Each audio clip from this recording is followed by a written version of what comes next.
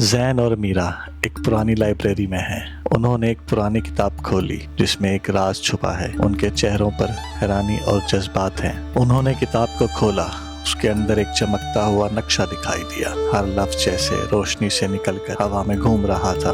जैन और मीरा ने उस नक्शे को देखा।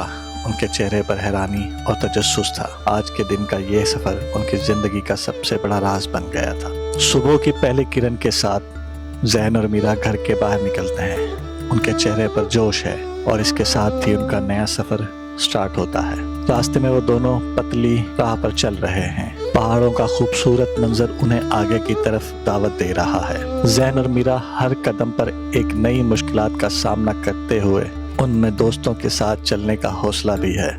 जैन पतली राह पर चल रहा था जब अचानक वो अपने कदम खोने लगा। मीरा उसे देखती हुई परेशानी में थी। जैन ने अपने आप को संभाला और मीरा ने उसकी मदद की।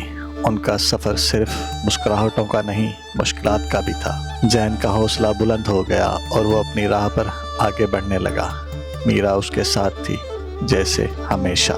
जैन और मीरा एक रास्ते के चौराहा पर खड़े हैं। एक रास्ता रोशन है और दूसरा रास्ता धुंधला।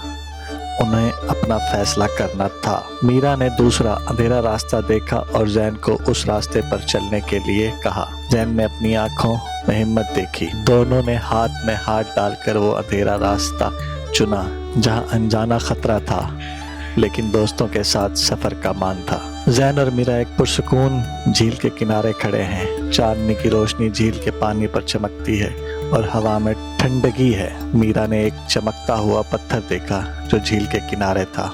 उस पर कुछ पुरानी उर्दू लिखाई थी जो अभी भी चमक रही थी। जैन और मीरा उस पत्थर के पास गए जहां उन्हें एक पैगाम मिला। उनका सफर सिर्फ झील तक नहीं, अब उनको अपनी मंजिल दिखाई दे रही थी। जैन और मीरा एक प्लेटो पर खड़े हैं जहां 3 रास्ते निकलते दिखाई दे रहे हैं और वहाँ 3 घंटियां भी नजर आ रही हैं। हर घंटी का रंग अलग है और एक घंटी चमकती हुई है। जैन और मीरा उस चमकती घंटी को देखते हैं। उन्हें लगता है कि वो घंटी ही उनका अगला रास्ता दिखाएगी। जैसे ही उन्होंने घंटी बजाई, पूरी जगह रोशन हो गई और एक अंदर की राहदारी खुल गई। जैन और मीरा तैयार हो गए अंदर जाने के लिए। घंटी की आवाज़ बहुत जोर से सुनाई दी और जमीन हिल गई।